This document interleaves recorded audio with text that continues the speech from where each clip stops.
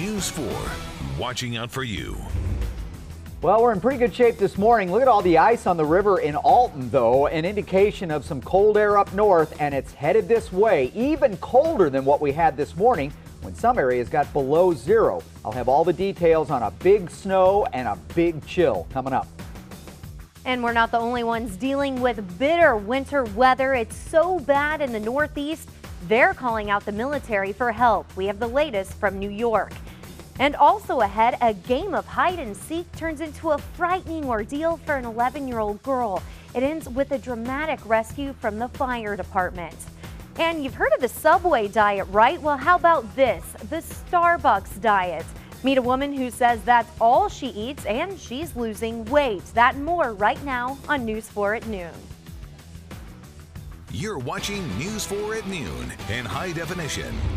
Take a look. Unusual sights in St. Louis as the metro area is locked in the grip of winter weather. News 4 photographers capturing this scene of steam rising from the Mississippi, where the water is warmer than the frigid air above it, and there is much more heading our way.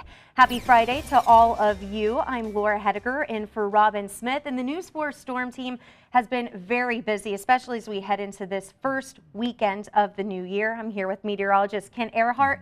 You're watching for more snow and bitter cold temperatures. Yeah, it was bitter this morning, as you know, because you were out in it, and we were below zero in a couple of locations this morning. We're going to be below zero probably across the board by the time we get in the first part of next week. Between now and then, though, we have more snow on the way a little bit later. We'll check in with you in a little bit. Thank you, Kent.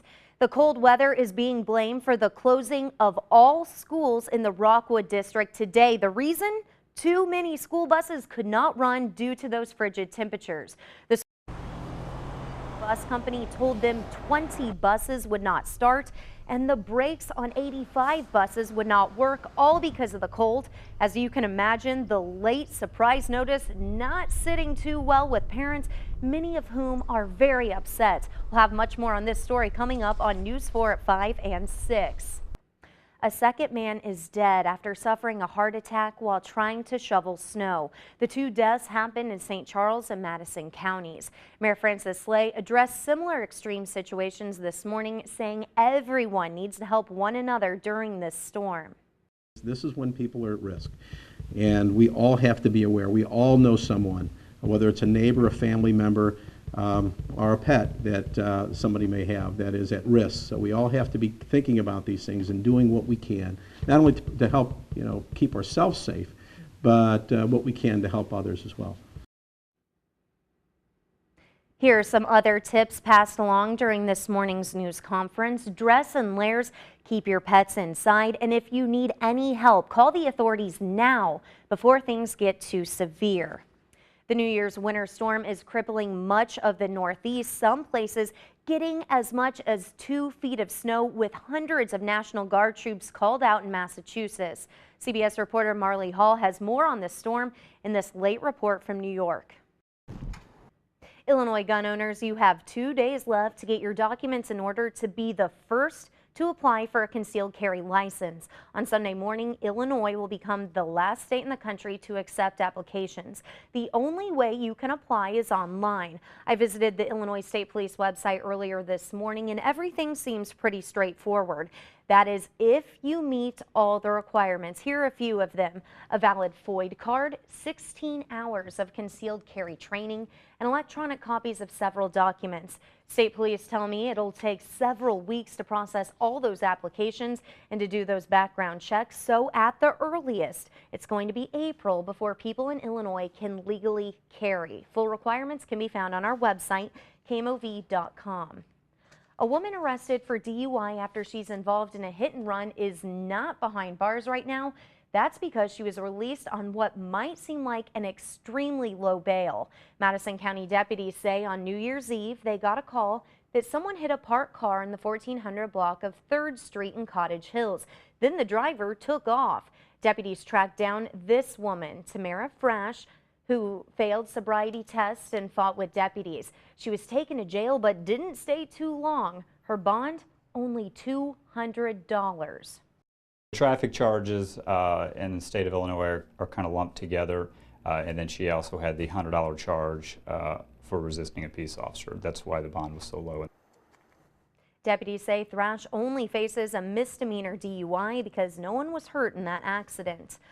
A critical union vote is taking place in Washington state that could decide if a Boeing plant and thousands of jobs may come to St. Louis. Union workers are voting on a proposed contract that trades pension cuts and slower wage growth for guaranteed jobs at Boeing.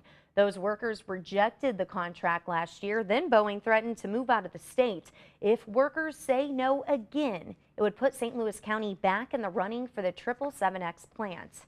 Now here's a bizarre and a frightening story from Utah. What was supposed to be a fun game of hide and seek turns into a traumatizing ordeal for one young girl. We got these images into our newsroom overnight from the home of that 11-year-old. She thought a good hiding place would be the stackable washer and dryer, but almost immediately realized she was stuck. At first, her sister and cousins tried some home remedies to get her out. I think the first idea was butter. So they got a cube of butter, rubbed it on her, glued her up. That didn't work. They tried peanut butter, because why not? They also poured water and ice on that poor girl, and firefighters sawed off the top of the machine and got her out. Luckily, amazingly, she was not hurt. Today, a new report of another hacking attack, this one involving a popular program you may use to talk to your friends and relatives face-to-face. That story is coming up next. And a spike in flu cases in our area is leading to worries about a common medication. You'll hear how health officials are responding later on News 4 at noon. The Obama administration is expected to answer an order today blocking the mandate for birth control coverage under the Affordable Health Care Act, or Obamacare. The Obama administration views it as a matter of public health and equal rights, calling for most new health care plans to include coverage for contraception.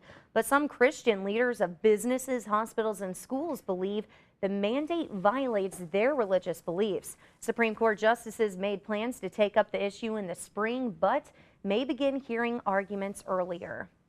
And if you use Skype, News 4 is getting more details about a cyber attack that hit the popular social media site. Skype is acknowledging they were targeted by hackers. However, a spokesperson for the company tells News 4 no user information was compromised. This comes just 2 days after we told you how Snapchat was hacked, exposing the personal information of more than 4 million users. St. Louis health officials are working hard to make sure we don't run out of a popular flu medication. That story is next. And researchers find a possible link between a skin disease and stroke. Those stories and more coming up on News 4 at noon.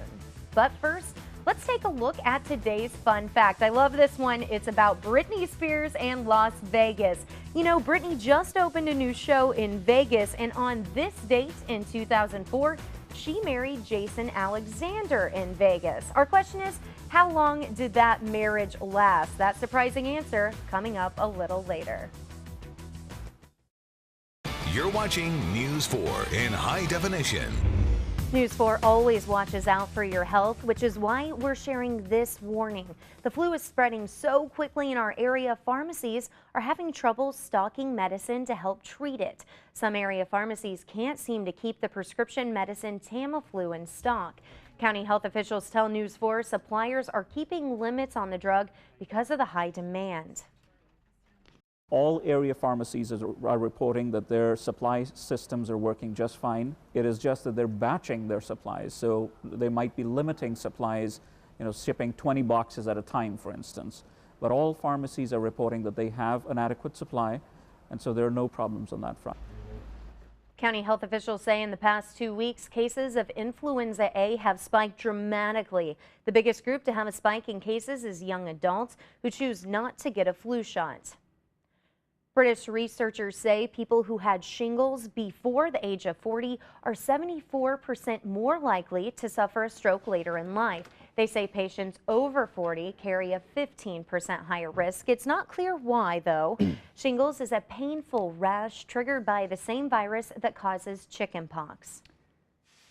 Well, get ready, my friends. Things will get a little warmer over the next 24 hours or so, but after that, man, oh man, all bets are off. A major winter storm headed our way. Lots of snow, dangerous cold, the likes of which we haven't seen for many years. We'll have all the details on the timing and what to expect and how much coming up. And could you eat every meal, every day, all year at a coffee shop? Meet one woman who did and says she's losing weight. But first, here's a look at stock markets, oil, and gold prices for today. You're watching News 4 at noon.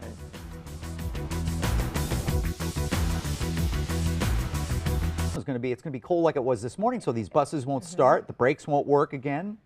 But we are going to have more people in tomorrow and Sunday to help them through this storm. Team coverage here at News 4 all weekend and into next week on Monday morning as well. I would count on a snow day Monday for a lot of kids. Oh boy. All right. Thank you, Kent. And Starbucks for breakfast, lunch, and dinner. A Seattle woman did just that in 2013. She challenged herself to eat and drink only items that could be purchased from Starbucks or its partner stores for an entire year. She blogged and photographed her meals along the way. She even says she lost some weight. Her legal name is Beautiful Existence, and she says there was plenty of variety, and again, she did shed some pounds. Absolutely. Starbucks puts together menu items and protein bistro boxes and, sandwiches that have a particular calorie count. So as long as you're active and as long as you really monitor, the intake of your calories, you absolutely can lose weight, and I did. Now here was my question, how much did it cost her? She says that she kept all of her receipts and that she spent more than $7,000 at Starbucks in the year. Now stick with us, Kent and I will be right back with the answer to today's fun fact. It's about Britney Spears, who married Jason Alexander on this date in 2004. Our question, how long did that marriage last? The surprising answer when we come back. And the answer to the fun fact, 55 hours. You guys have a great weekend. We will see you on Monday.